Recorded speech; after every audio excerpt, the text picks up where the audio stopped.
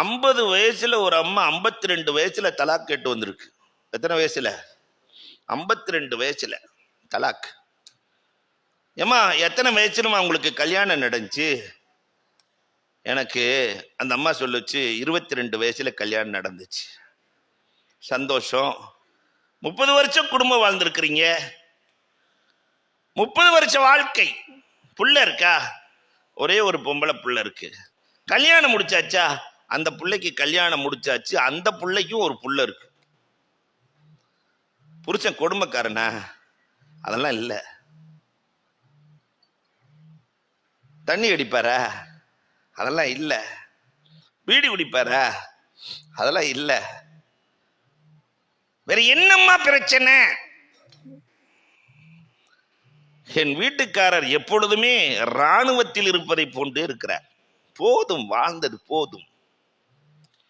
காலை 4 மணிக்கு எழுவார். வருகிற போதே பால் பாக்கெட்டை வாங்கி வருவார். வந்தவுடன் காஃபி போட்டு கொடுக்க வேண்டும். இது நான் 30 வருஷமா செஞ்சுக்கிட்டு இருக்கிறேன்.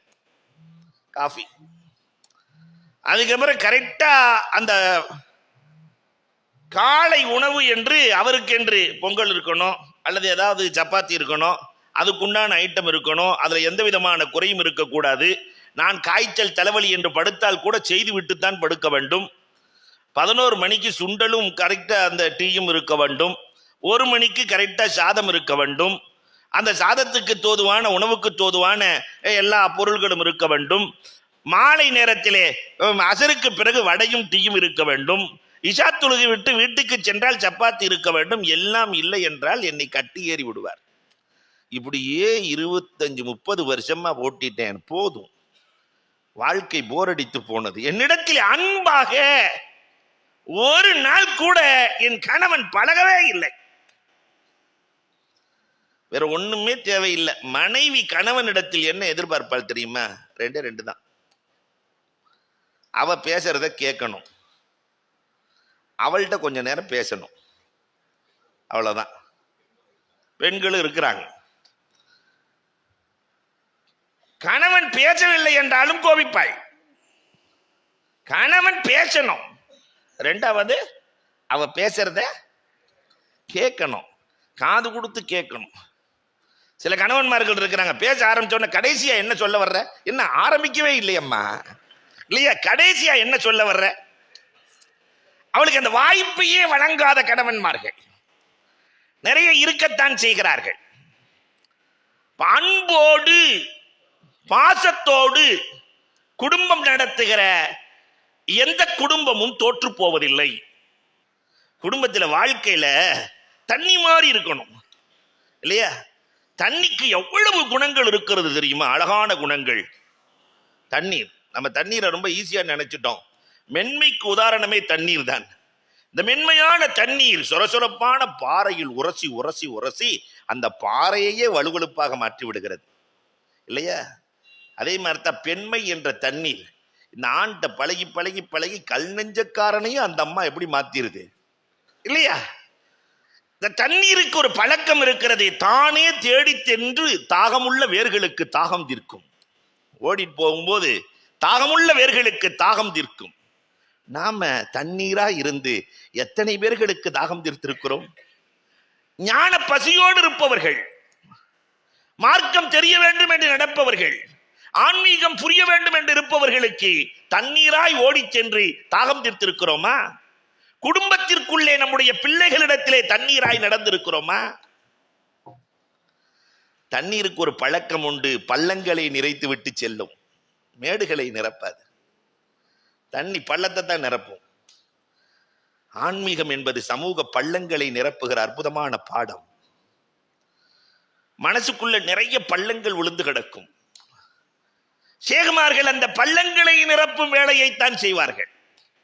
நிறைய பள்ளம், ஒரு பக்கெட் கிபுருங்கிற பள்ளம், ஹசதுங்கிற பள்ளம், ஏராளமான பள்ளங்கள். அப்ப மென்மையாக தண்ணீரை போல் அதை நிரப்ப வேண்டும், பள்ளங்களை நிரப்ப வேண்டும், சரி செய்ய வேண்டும், இல்லையா? தண்ணீர் தானே ஒரு பாதையை அமைத்து ஓடுகிறது. நாமும் நமக்கென்று ஒரு பாதையை அமைத்து ஓட வேண்டாமா? நதி போல ஓடிக்கொண்டிரு என்று சொல்லுகிறானே. நதி ஒரு இடத்திலே தேங்கினால் அது குட்டையாகிவிடும், சாக்கடையாகிவிடும். பொதுவாகவே தேக்கம் எதிலையுமே கூடாது. பணம் தேங்கினால் அது பண வீக்கம் இல்லையா? பணம் தேங்கினால் அது வீக்கம், நீர் தேங்கினால் அது தேக்கம், காற்று தேங்கினால் அது துர்வாடை, வாழ்க்கையே தேங்கினால் மரணம். வாழ்க்கை தேங்கி போனால் மரணம். தேக்கம் என்பது எதிலும் கூடாது. அப்ப நதி போல ஓடிக்கொண்டிருக்க வேண்டும் மென்மையாய். குடும்பத்திற்குள்ளே கணவனும் மனைவியும் மென்மையாய் ஓடி இருக்கிறோமா? எங்க பார்த்தாலும் போர்க்களமாகத்தானே இருக்கிறது, சண்டை. தாய்மார்களும் வந்திருக்கிறீர்கள். சில வீட்டுல புருஷன்மார் உள்ளேயே நுழைய பயப்படுறான். உள்ள நுழைஞ்சு 1 மணி நேரத்துல பெரிய சண்டை. வீட்டுக்குள்ள இருக்க முடியல, ஆனால் இருக்க முடியல. அப்ப அந்த அன்பு காணாமல் போனது. நதியின் தன்மை மனிதனுக்கு சொந்தமானது, அதுவும் சேகுமார்களுக்கு சொந்தமானது. ஞானத்தை பெற்றவர்கள் நதி மேலிருந்து கீழே விழுந்தால் அதற்கு என்ன பெயர்? மேலிருந்து கீழே விழுந்தால் அருவி, ஓடினால் ஓடை, பாய்ந்தால் ஆறு, பொங்கினால் ஊற்று, கலந்தால் கடல் இல்லையா? இதை போன்றுதான் சில நேரத்திலே அருவியாய் கொட்டுவார்கள் சேகுமார்கள். கருத்துக்களை அவங்க எங்கிட்ட இருந்து வருதுன்னே தெரியாது. அல்லாஹு அக்பர். குடும்பத்தில் இப்படி நம்ம கலந்தம்மா ஃபர்ஸ்ட் இல்லையா? ஒருத்தர் மதிச்சு கலந்தம்மா, அதுக்கும் இல்லை. மூன்றாவது, கணவன் மனைவி ஒன்று சேருகிற போது துஆ செய்து ஒன்று சேர வேண்டும். பிஸ்மில்லாஹி அல்லாஹும்ம ஜன்னிபின ஷைத்தான் வ ஜன்னிபி ஷைத்தான அலாமா ரஸக்தனா. இந்த துஆவை எத்தனை பேர் ஒன்று சேரும் போது ஒன்று சேர்ந்து ஓதி இருக்கிறீர்கள் என்று கேட்டால் சிக்கலாகிவிடும். கேட்க மாட்டேன் இல்லையா? என்ன தெரியாது. அந்த நேரம் புரியாத நேரம். உலகத்திலேயே எந்த மதமும் சொல்லாத ஒரு வார்த்தை என்ன தெரியுமா? கணவன் மனைவியின் கரத்தை ஹலாலான முறையில் கல்யாணம் பண்ணி பிடிக்கிறானா இல்லையா, மரத்திலிருந்து இலைகள் உதிர்வதை போல பாவங்கள் உதிர்கிறது என்றார்கள் பெருமானார். வேற எந்த மதத்தில் இதை சொல்லல. ஹலாலான முறையில் திருமணம் முடித்து கணவன் கைபிடித்தால் மரத்தின் இலைகள் உதிர்வதை போல் உதிர்கிறது என்றால் எவ்வளவு அற்புதமான இல்லற கட்டமைப்பை இந்த மார்க்கம் சொல்லித் தருகிறது. நாம் இதை செய்தோமா? ஷைத்தானிடத்திலிருந்து பாதுகாப்பு தேட வேண்டும். ஹன்னா, யார் அந்த ஹன்னா? மரியம் அலைஹிஸ்ஸலாத்தினுடைய தாயார். பாதுகாப்பு தேடினார்கள். அல்லாஹ் ரப்பல் ஆலமீன் மரியம் அலைஹிஸ்ஸலாத்தை பாதுகாத்தான். மரியம் அலைஹிஸ்ஸலாத்தினுடைய பிள்ளை யாரு? ஈசா அலைஹிஸ்ஸலாத்தையும் ரப்பு பாதுகாத்தான். ஷைத்தானின் தொடுதலில் இருந்து அல்லாஹ் பாதுகாத்தான்.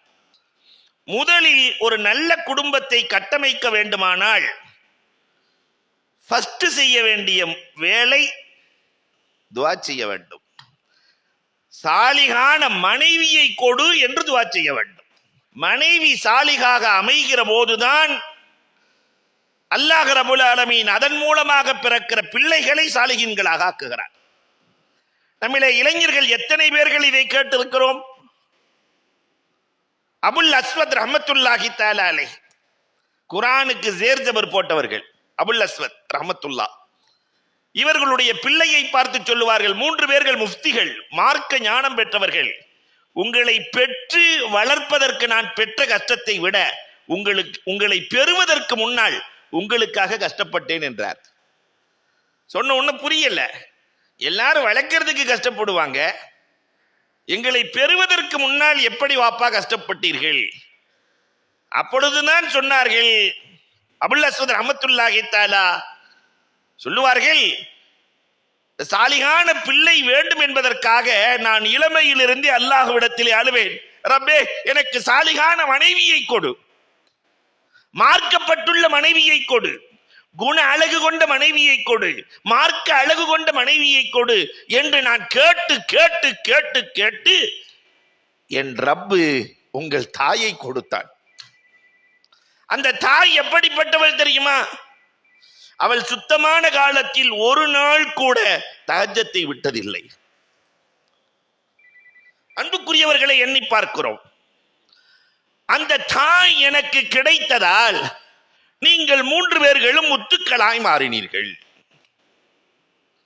அப்ப எங்கிருந்து துவங்குகிறது? இல்லற கட்டமைப்பு என்பது சாலிகான மனைவியிலிருந்து துவங்குகிறது. ஆதம் அலைஹிஸ்ஸலாத்திற்கும் அங்கிருந்து தானே துவங்கியது, அம்மாவிலிருந்து துவக்கம் இல்லை. கட்டமைப்பு, குடும்ப கட்டமைப்பு என்பது மனைவியிலிருந்து தான் துவக்கம். அதுவும் ஆதம் அலைஹிஸ்ஸலாத்தினுடைய விலா எலும்பிலிருந்து. இதயம் இடது பக்கம் இருக்கிறது, இடது பக்க விலா எலும்பிலிருந்து ஹவ்வா படைக்கப்பட்டார்கள். மனைவியை எப்பொழுதும் இதயத்திற்கு கீழ் வைத்திருக்க வேண்டும் என்பதற்காக, இல்லையா? என்ன அழகாக அல்லாஹ் ரப்பல் ஆலமீன் கட்டமைத்து படைத்திருக்கிறார். அன்போடு பாசத்தோடு குடும்பம் நடத்துகிற எந்த குடும்பமும் தோற்று போவதில்லை.